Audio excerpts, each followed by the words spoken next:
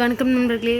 இன்றைக்கி நம்ம பார்க்க போகிறதுனா தமிழக உறுப்பினர்கள் மறு அதாவது நேற்று நான் ஒரு வீடியோ போட்டிருந்தேன். அது வந்து நானாக எல்லாத்துலேயும் சர்ச் பண்ணி நிறைய யூடியூப் சர்ச் பண்ணி புக்கு எல்லாத்தையும் தேடி பார்த்து நான் என் கைப்பட எழுதி வந்து அந்த வீடியோ போட்டிருந்தேன். இன்றைக்கி வந்து நான் வந்து நம்ம கவர்மெண்ட் வந்து நம்ம தமிழ்நாடு அரசே வந்து மறு பெயர்கள்னு சொல்லிட்டு ஒரு லிஸ்ட்டு கொடுத்து ஒரு பிடிஎஃப் கொடுத்துருக்காங்க. அந்த பிடிஎஃப்பில் தான் நம்ம இன்றைக்கி மருவு பெயர்களை பார்க்க போகிறோம். ஃபஸ்ட்டு வந்து மருவுனா என்னன்னு நம்ம பார்த்துக்கலாம். சரிங்களா? நம்ம வந்து அதாவது எல்லா சொல்லையுமே எல்லா இடத்துலையும் முழுசாக சொல்ல மாட்டோம், எல்லா இடத்துலையுமே முழுசாக பயன்படுத்த மாட்டோம். அதுக்கு தான் அதனோட பேர் தான் அதை தான் மருவுன்னு சொல்கிறாங்க. சரிங்களா? அது எப்படின்னா நம்ம எல்லா சொற்களையும் எல்லா இடங்களையும் முழுமையான வடிவத்தில் பயன்படுத்துவது இல்லை. அதாவது எக்ஸாம்பிள் என்ன சொல்லுங்கன்னா, தஞ்சாவூருன்ற பெயரை வந்து தஞ்சாவூர் அப்படின்ற பேரை தஞ்சைன்னு சொல்லி அழைப்போம். அதாவது திருநெல்வேலின்றது நெல்லைன்னு சொல்லிட்டு வணக்கம். இதுதான் அதாவது அதனோட தஞ்சாவூர்ன்ற பேரை சுருக்கி தஞ்சைன்னு சொல்கிறதுக்கு பேர் தான் மருவு. சரிங்களா? அப்படி இலக்கண நெறியிலிருந்து பிறந்து சிதைந்து வழங்கும் சொற்களுக்கு பேர் தான் என்னது மருவு அப்படின்னு சொல்லியிருக்காங்க. அதுக்கு எடுத்துக்காட்டு என்ன சொல்லியிருக்காங்க, கோவை, குடந்தை, எந்தை, போது, சோனாடு அப்படின்னு சொல்லிட்டு எடுத்துக்காட்டு கொடுத்துருக்காங்க. சரிங்களா? அதுக்கு அடுத்தது நீதிமன்றத்தில் தொடுக்கப்படும் வழக்கு வேறு, இலக்கண வழக்கு வேறு என்பது வேறு. நம்ம முன்னோர்கள் வந்து எந்த பொருளை எந்த சொல்லால் வழங்கி வந்தனரோ அதனை அப்படியே நாமும் வழங்கி வருவதற்கு வழக்கு என்று பேர். அந்த வழக்கு வந்து ரெண்டாக பிரிக்கிறாங்க. ஒன்று இயல்பு வழக்கு, இன்னொன்று வந்து தகுதி வழக்கு. சரிங்களா? அதாவது ஒரு பொருளை சுட்டுவதற்கு, இயல்பு வழக்குன்னா என்னென்னா, ஒரு பொருளை சுட்டுவதற்கு நம்ம எந்த சொல்லு இயல்பாக வருகிறதோ அந்த சொல்லியே அதாவது இயல்பாக வருகிற சொல்லியே சொல்லால் வழங்குவத பேர் தான் இயல்பு வழக்குன்னு சொல்கிறாங்க. அந்த இயல்பு வழக்கை மூணாக பிரிக்கிறாங்க. என்னது? இலக்கணம் முடியது, இலக்கண போலி, மருவு. சரிங்களா? இந்த டாப்பிக்கில் நம்ம பார்க்க போகிறது என்னன்னா மருவுன்ற டாப்பிக்கை மட்டும்தான் நம்ம பார்க்குறோம். அதாவது தஞ்சாவூர், கோயம்புத்தூர் இந்த ஊரில் எப்படி சுருக்கி வளர்க்குறாங்கன்னா தஞ்சை, கோவை அப்படின்னு சொல்லிட்டு வழங்குறாங்க. ஆனால் தஞ்சாவூர், கோயம்புத்தூர் இவை தஞ்சை, கோவை என சிதைந்து வந்துள்ளதால் இது வந்து என்னன்னு சொல்கிறாங்க, மருவுன்னு சொல்லிட்டு அழைக்கிறாங்க. சரிங்களா? அதுக்கடுத்தது ஆற்றூர்.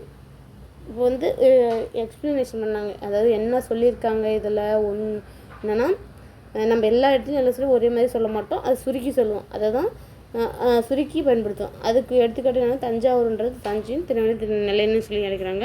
அதாவது இலக்கண நெறியிலிருந்து பிறந்து சேர்ந்து வழங்க சொற்களை தான் நான் மருவுன்னு சொல்கிறாங்க. அதுக்கு எடுத்துக்காட்டு என்ன சொல்கிறாங்க, கோவை, குடந்தை, எந்தை, போது, சோனாடு. சரிங்களா? அதேமாரி இயல்பாக நம்ம எந்த சொல்ல அதிகம் சொல்லி பேசுகிறோமோ அந்த சொல்ல தான் இயல்பு வழக்கு சொல்கிறாங்க. அதாவது வழக்குன்னு சொல்லிட்டாங்க. அதாவது நீதிமன்றத்தில் தொடுக்கிற வழக்கு வேறு, இலக்கண வழக்கு வேறு. அதாவது எந்த சொல்ல அப்படியே நம்ம முன்னோர்கள் சொன்ன மாதிரியே வழங்கி வருமோ அதுக்கு பேர் தான் வழக்கு. அந்த ரெண்டாக பிரிக்கிறாங்க, இயல்பு வழக்கு, தகுதி வழக்கு. அந்த தகுதி வழக்கு இயல்பாக சொல்கிறது தான் இயல்பு வழக்குன்றாங்க. அதை மூணாக பிரிக்கிறாங்க. அது என்ன? இலக்கணம் முடியுது, இலக்கணம் முடியுது, மருவு. அந்த மருவு தான் நம்ம இப்போ பார்க்க போகிறோம். சரிங்களா? மருவில் ஃபஸ்ட்டு வந்து ஆற்றூர். ஆற்றூன்றது என்னென்ன மருவு இருக்குது, ஆத்தூர்னு சொல்லியிருந்தாங்க. அதாவது அந்த காலத்துலலாம் ஆறு அதிகமாக இருக்கிற பகுதி வந்து அந்த அதனோட பேராலேயே அழைக்குவாங்களாம். அதுதான் ஆத்தூர். அப்படி ஆற்றூர்னு இருந்துச்சு. அது காலப்போக்கில் என்னன்னு இருந்துச்சு, ஆத்தூராக மாறிடுச்சு. அதுக்கடுத்து சேலையூர்ன்றது சேலம் அப்படின்னு மாறிடுச்சு. கருவூர் அப்படின்றது கரூர் அப்படின்னு மாறிடுச்சு. கொடைக்கானல்ன்றது கோடை. மணப்பாறைன்றது என்னது, மணவை. விருதுநகர்ன்றது விருதையாக மாறிடுச்சு. பரமக்குடின்றது பரம்பை அப்படின்னு சொல்லிட்டு மறுவிடுச்சு. சங்கரன் கோவில் சங்கை என அழைக்கப்படுகிறது. அம்பாசமுத்திரம் அம்பை என அழைக்கப்படுகிறது. அதுக்கடுத்தது அறந்தாங்கினா அறந்தை.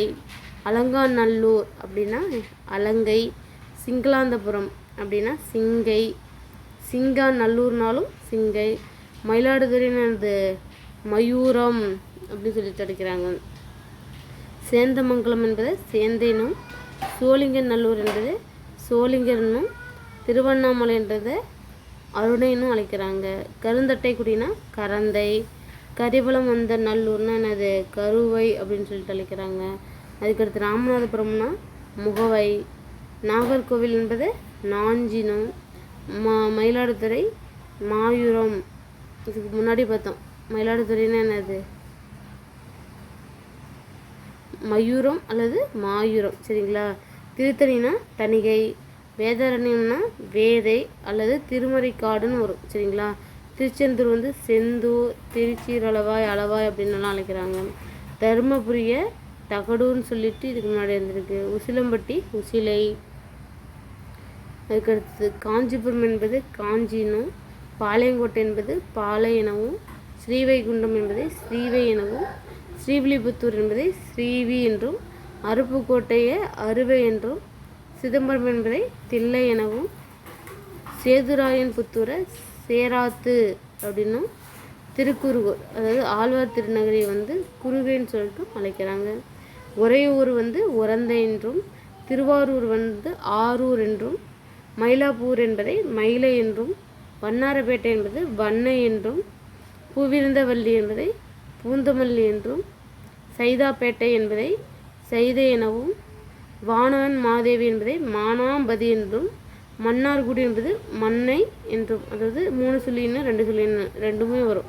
நம்மளுக்கு ஆப்ஷனில் எது வருதோ அதை போட்டுக்கலாம். சரி. நாகப்பட்டினம் என்பது நாகை எனவும், புதுக்கோட்டை என்பது புதுகை எனவும், புதுமை எனவும். புதுக்கோட்டை வந்து புதுகை புதுமை ரெண்டுமே குறிக்கிறாங்க. ஆப்ஷனில் எது வருதோ மேக்ஸிமம் நம்ம பழைய கொஸ்டினில் பார்த்த வரைக்கும் என்னென்னு கொடுத்துருக்கோம், புதுகைன்னு தான் கொடுத்துருக்காங்க. சரிங்களா.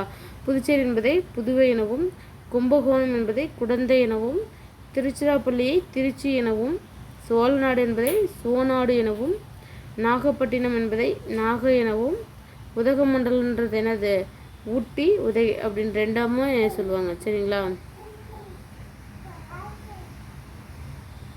அதுக்கடுத்தது பைம்பொழில்ன்றதை பம்புலி எனவும், கோவன்புத்தூர் என்பது கோயம்புத்தூர் எனவும், இந்த கோயம்புத்தூரை வந்து கோவை எனவும் சுருக்கி வழங்குறாங்க.